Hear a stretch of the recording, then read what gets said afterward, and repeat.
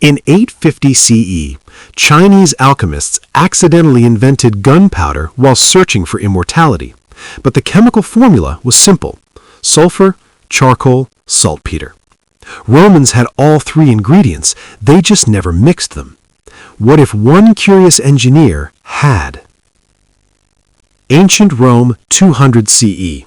The empire is at its peak. 5 million square kilometers, 60 million people, the most advanced civilization on Earth.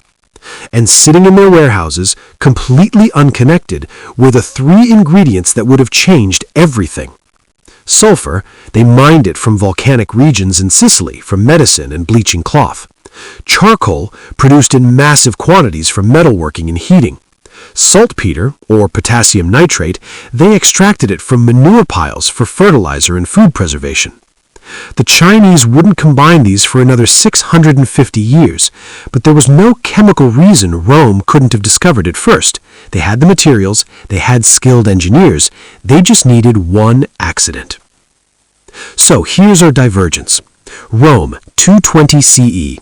A military engineer named Gaius Pyrotechnicus, yes, I'm having fun with names, is trying to improve Greek fire for naval warfare.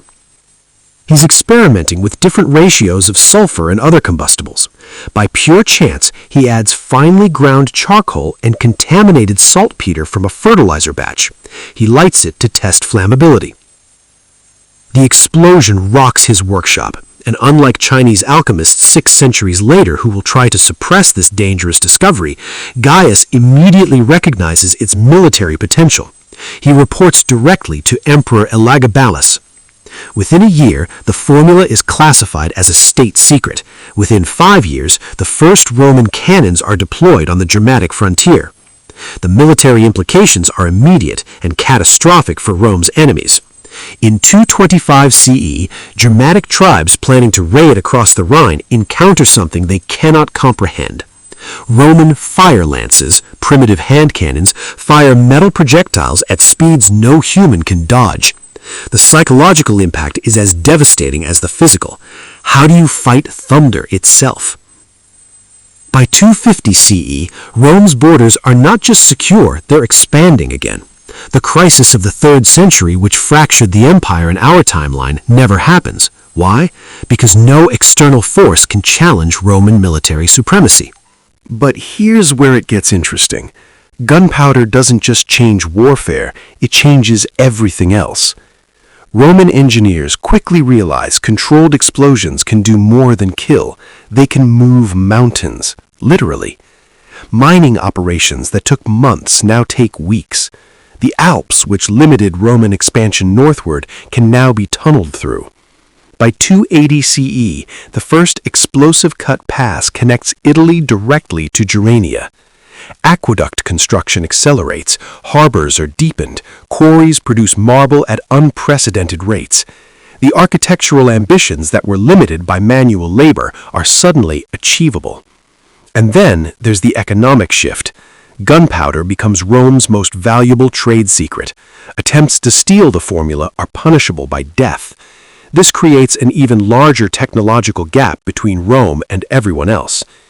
In our timeline, Rome's fall was partly technological. By 400 CE, barbarian tribes had caught up in metallurgy and tactics, but in this timeline, they're fighting with swords against firearms. It's not even close. So we arrive at 476 CE, the year Rome fell in our timeline, the year Romulus Augustus was deposed, the end of the Western Empire. Except in this timeline, none of that happens. Rome doesn't fall, it doesn't even decline. Instead, by 500 CE, the Roman Empire controls everything from Britain to Persia, not through endless conquest, but because no one can successfully rebel or invade. The gunpowder monopoly makes Roman dominance absolute. But absolute power creates new problems. In our timeline, Europe's political fragmentation after Rome's fall was brutal. Centuries of warfare, the Dark Ages, Crusades, Inquisitions, 2 world wars. But that chaos also produced explosive creativity. Competition between nations drove innovation. In this timeline, There's been no major war in 1,600 years, no Holocaust, no nuclear weapons, billions of lives saved from conflict. But also no American Revolution, no French Revolution, no civil rights movements born from challenging authority. Cultural diversity exists, yes. Roman pragmatism allowed local customs to continue, but it's diversity within conformity, like different flavors of the same dish. And there's a haunting question. What geniuses never emerged because the system didn't allow disruption? What Shakespeare's wrote plays that never challenged authority? What Einstein's had theories that contradicted imperial doctrine and stayed silent? Gunpowder was invented because someone wanted to live forever. They failed at immortality, but created something that changed mortality itself, the power to kill from a distance. If Rome had discovered it first, the empire might truly have been eternal. No collapse, no fall, just continuation. And maybe that would have been better. Fewer wars, more stability, unified human progress. Or maybe the chaos that followed Rome's fall, as painful as it was, gave us something that eternal empire never could. The freedom to fail, to compete, to reinvent ourselves. 3 ingredients: sulfur, charcoal, saltpeter.